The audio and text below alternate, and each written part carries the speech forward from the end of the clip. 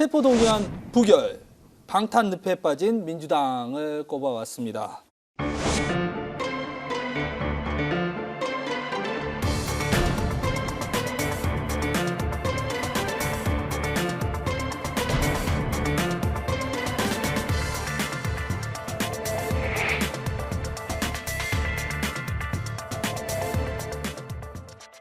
설 변호사님, 네.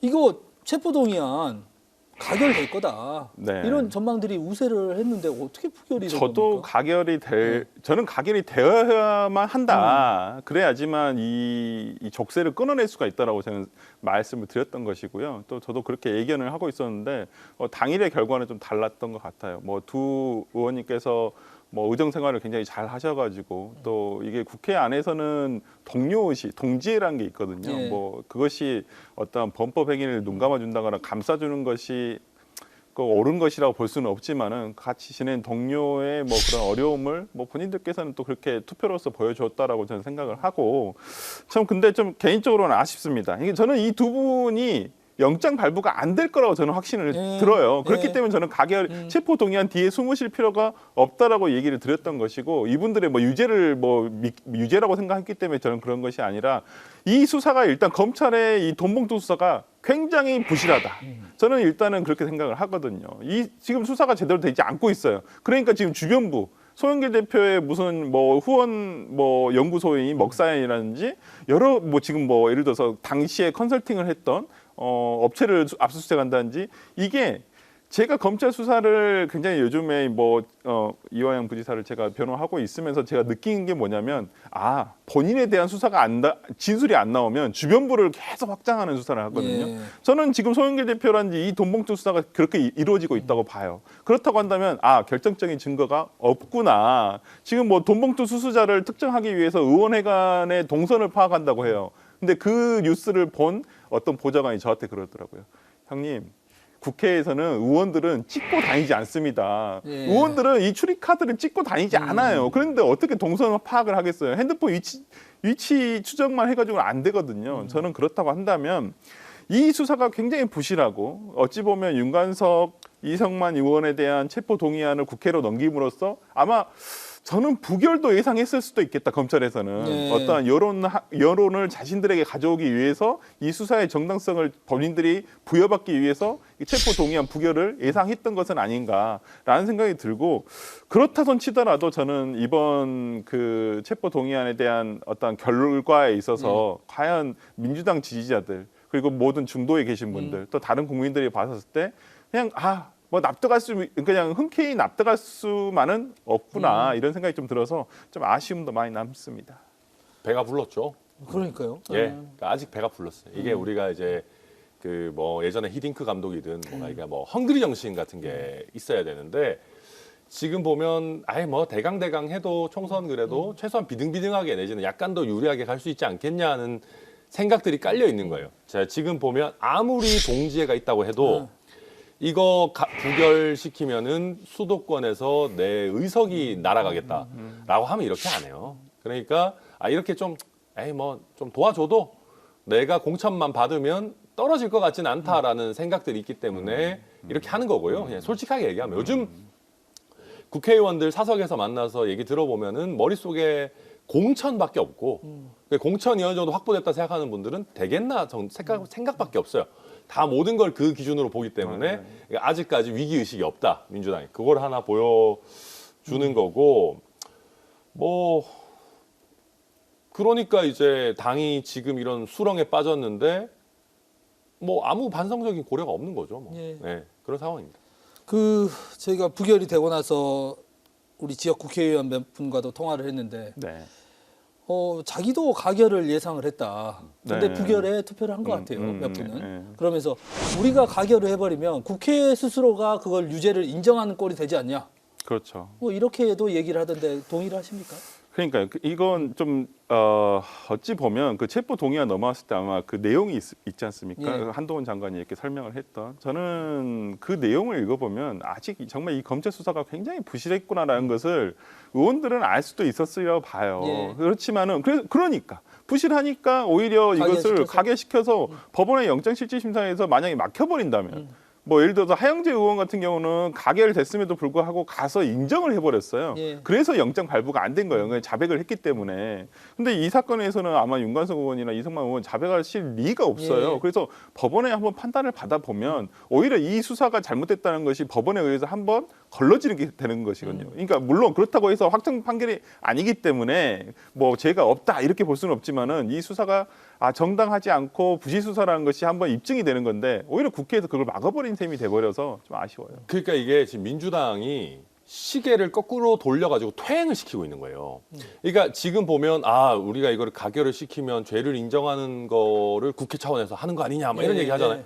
말도 안 되는 얘기인 게 21대 국회에 들어와서 이게 20대 국회에도 대부분의 경우에 국회에서는 무조건 가결시켜 준다는 관행을 했었어요. 예. 죄가 있고 없고는 법원에 가서 그 영장 심사 받아서 해라. 국회는 우리 특권 내려놓기 차원에서 그냥 가결시킨다. 실제로 정권 교체가 되기 전까지는 다 가결시켰어요. 21대에서. 근데 그래놓고 민주당에서 이걸 관행을 뒤집어 놓고 이제 와가지고 관행이 뒤집혔으니까 여기서 우리가 가결을 시켜주면 죄가 있는 것처럼 보이는 거 아니야. 막 이게 약간 자기들이 이상하게 관행을 만들어 놓고 그거를 정당화하기 위해 궤변을 하는 거고 네. 결국 그런 거예요. 말씀하신 것처럼 국회는 특권 내려놓기 차원에서 법원에 보낼 테니 법원에서 판단하시오. 이게 정당한 건데 그거를 그럼 왜 못하냐. 대표가 리더십이 없어서 그런 거예요. 만약에 지금 민주당 대표가 이재명 대표가 아니라 리스크가 없는 분이었다면은 이 정도까지 왔으면은 당론으로 가결하라는 정도의 시그널을 세게 줬었어야 돼요. 예. 그러면은 사람들이 이탈을 덜 하겠죠. 근데 그걸 못 하잖아요. 왜냐하면 결국 그게 돌고 돌아서 또 본인에게 오니까.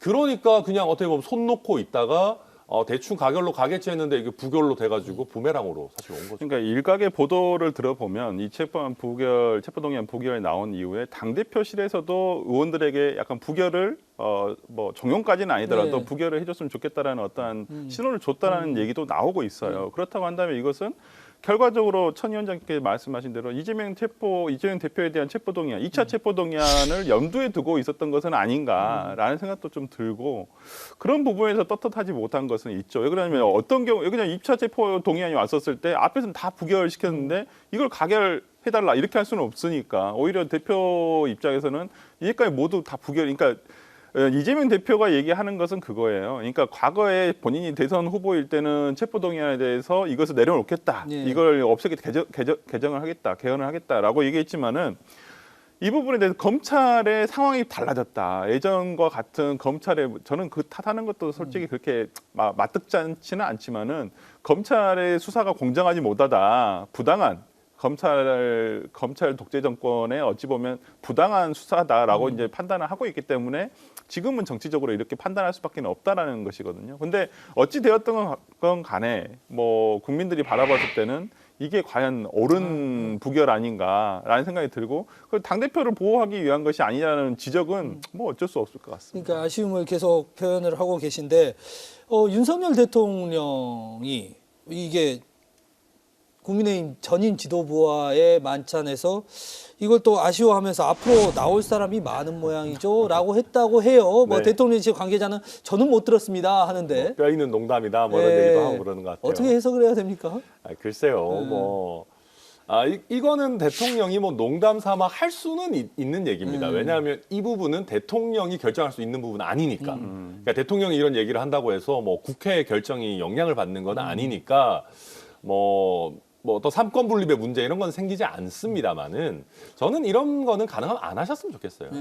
그러니까 보면 마치 이제 뭔가 야당에 대한 기획 수사 내지는 표적 수사가 있는 것 같은 뉘앙스로 받아들이는 국민들이 계실 거 아니겠습니까? 그래서 저는 대통령께서 아무리 뭐 농담이고 뭐 여당 지도부랑 만나서 했다 하더라도 굳이 저는 이런 얘기 할 필요 없다라고 보고요. 그리고 제가 최근에 이제 그 한동훈 장관의 언행과 관련해서도 뭐 이런저런 얘기들이 있지 않습니까? 그런 걸 봤을 때 저는 뭐 잘잘못이나 뭐 역량 이런 걸 떠나서 이런 법적인 문제에 있어가지고는 좀 정치권의 언급들이 좀 더 자제되면 좋겠다. 네. 그리고 저는 법무부 장관의 이름을 몰랐었던 그 시절이 더 그립다. 그러니까 이게 박범계, 추미애 뭐 이런 분들, 뭐 조국 장관 포함해서 쭉 나올 때 사실은 아, 왜 법무부 장관들이 이렇게까지 정치를 하시지라고 저희가 엄청나게 사실 비판을 했었는데 한동훈 장관 검찰 출신이라서 어떻게 보면 좀 그냥 뭐랄까요, 좀 더 그냥 행정가 스타일로 하지 않겠나 하는 기대도 있었는데 요새 너무 핫해요 이게. 정치인이에요, 예. 정치인. 그래서 저는 법무부 장관이 핫하지 않았던 때가 좋지 않았나 하는 생각도 듭니다. 맞아요. 그러니까 이게 법무부 장관이 핫할 때가 언제냐면 검찰총장과의 갈등이 있을 때, 특히나 민주당 정부가 이렇게 정권을 그랬죠. 잡았을 때 강금실 그랬거든요. 장관 뭐 예, 이런 뭐 분들. 그랬었죠. 예. 근데 이게 보통은 지금처럼 뭐 검찰 출신의 법무부 장관이 온다 그러면 거의 존재감이 없어요. 그냥 왜 그러냐? 굳이 갈등을 나타낼 일이 없거든요. 서로 이제 잘 알고 업무적으로도 뭐 그런 부분들이 있기 때문에 뭐 갈등할 일이 없는데 지금 한동훈 장관은 그러니까 행정가라고 저는 보지 않아요. 거의 한 1.5는 거의 제가 봤을 때 한 발자국 앞에 정치인으로서 국민의힘 대변인 같은 얘기를 하세요. 그러니까 이번에 체포동의안 설명에 있어서도 뭐 돈 봉투를 받은 지목되는 20명의 민주당 의원들이 여기 있다. 그 사람들이 투표를 하는 것이 과연 공정한가, 불공정하다. 이 얘기는 저희 같은 평론을 하는 사람이 얘기를 하는 거예요.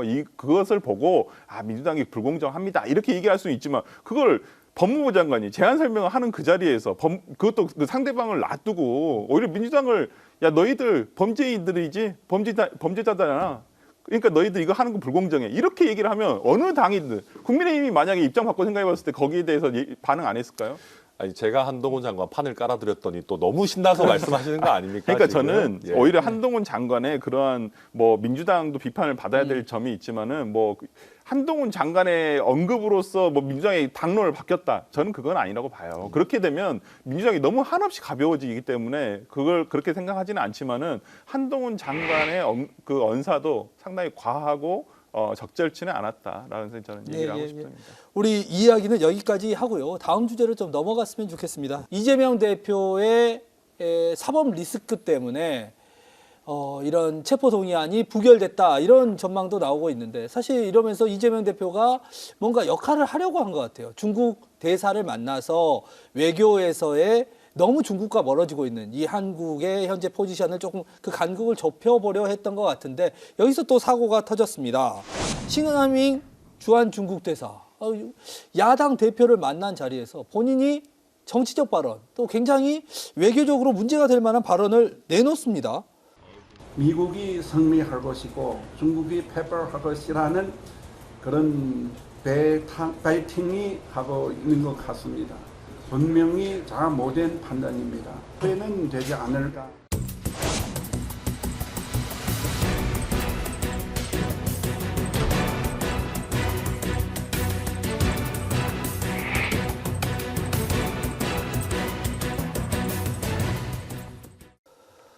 보통은 저희가 천 위원장님이 네. 보시기에 이렇게 어떤 대사를 만나는 경우는 많이 있잖아요. 많이 뭐 정부 있죠. 관계자일 경우도 있고, 뭐 지자체장도 있고, 정치인도 있고 이렇게까지 적극적으로 그 대사가 국내 정치를 향해서 어떤 자기 의견을 피력하는 경우 많이 있습니까? 거의 없죠. 어떻게 된 거라고 보십니까? 계획된 거라고 보십니까? 저는 대사가 계획한 거라고 봅니다. 네. 근데 문제는 이게 전체적인 과정 자체가 다 너무 안 좋았어요. 일단 여당 대표든 야당 대표든 대사를 만나러 대사관에 직접 가는 경우는 매우 드뭅니다. 그렇죠. 예. 보통은 우리가 사실은 대사가 그 국가를 대표하는 것이긴 하지만 사실 그 급으로 놓고 봤을 때는 여당 야당 대표보다 사실 한참 아래에 있습니다. 그렇죠. 예. 그렇기 때문에 보통은 당사로 부릅니다. 불러가지고 얘기를 나누는 게 일반적인데 일단 찾아갔고 또 찾아가면서 민주당이 가용할 수 있는 유튜브 라이브까지 켜가지고 어떻게 보면 판을 만들어 줬어요. 그러면은 이거는 여러 가지 면에서 좀 우리가 좀 많이 숙이고 들어가는 모양새인 거죠. 근데 이렇게까지 판을 잘 깔아주니까 대사 입장에서는 옳다구나 잘 됐다. 그러면 여기서 내가 존재감을 한번 세게 본국에서 좋아할 만한 얘기들 쏟아내겠다. 그런 할 수 있는 상황이 된 거죠. 어떻게 하다가 이렇게 된 거라고 보십니까? 그러니까 당 대표실에서 조금 입장을 정리해가지고 이렇게 좀 이렇게 배포를 했는데요. 예. 그러니까 그 보니까 일단 중국 대사관 측에서 작년에 예방을 해서 국회 예방을 한 뒤에 어떤 예. 답방 형식으로 좀 부탁을 했다. 그리고 뭐 한중 관계 어떤 야당 대표의 고견을 좀 청취하고자 한번 예. 만찬을 제안을 한 것이고요. 예. 그다음에 그 이재명 대표 측 민주당에서는 이걸 왜 이번에 이걸 이렇게 하게 됐냐라고 물어보니까 뭐 지금 중국 한중 관계가 상당히 급속하게 안 좋아지고 있고 특히나 지금 중소기업 그러니까 중국을 대중 수출 기업들의 굉장히 고충이 심해지고 있다. 예. 그다음에 지금 특히나 문제가 되는 게 그 중국 내에서 네이버 접속 제한이라든지 그다음 지금 단체 관광국에서 지금 제외가 됐잖아요, 대한민국이. 그래서 이런 부분에 대해서 조금 야당으로서 당연히 외교 역할을 해야 되기 때문에 네. 국회에서 그런 부분에 대해서 좀 중국 대사에게 어떤 얘기를 하고자 어떤 만찬에 응하게 됐던 것인데 실제 어떤 제안과 관련해가지고 중국 측에서 중국 대사관 측에 그러면 뭘 주제로 할 것이니까 본인들은 제일 처음에는 주제가 없다. 그냥 네. 편안한 마음으로 와서 이렇게 식사하면서 얘기하면 좋겠다라고 했는데 가서 저는 아마 그 싱 대사가 그 입장문 종이를 꺼내면서 읽었던 것은 좀 기습적이었다고 생각을 하고요. 당시에 제지를 하면 더 좋았겠지만은 이재명 대표가 또 읽고 있는데 거기서 또 뭐 예를 들어서 뛰쳐나온다든지 예. 제지를 하는 것이 또 라이브 중계가 되고 있는 마당에서 조금 어색하게 흘러가지 않을까 예. 아마 우려를 해서 아마 그냥 듣고 있었던 것 같고요. 그 어떤 싱대사의 어떤 그 자체 형식적인 면에서는 무례하다는 것은 민주당에서도 상당히 공감을 하고 있고 그 부분에 대해서는 유감 표명을 할 것이고 했다고 저는 알고 있고요. 근데 이 부분과 관련해 그 내용 자체는 싱대사의 내용 자체는 이제 한중 관계가 이렇게 악화되는 것을 우려스럽다. 물론 저도 그 내용이 동의할 수는 없어요. 네. 그냥 그게 모두 다 한국의 탓이다. 이렇게 얘기하는 것도 물론 뭐 그 중국 대사의 입장이니까 뭐 그렇게 이해할 수는 있습니다만 그 내용 자체가 우리 국민이 받아들이기에는 상당히 무례하다라고 생각이 들었고요. 어찌 되었든 간에 이런 것을 사전에 조금 조율이 되지 않은 부분에 대해서는 뭐 민주당으로서도 실책이죠. 정부 감각이 좀 부족했다라고 보고요.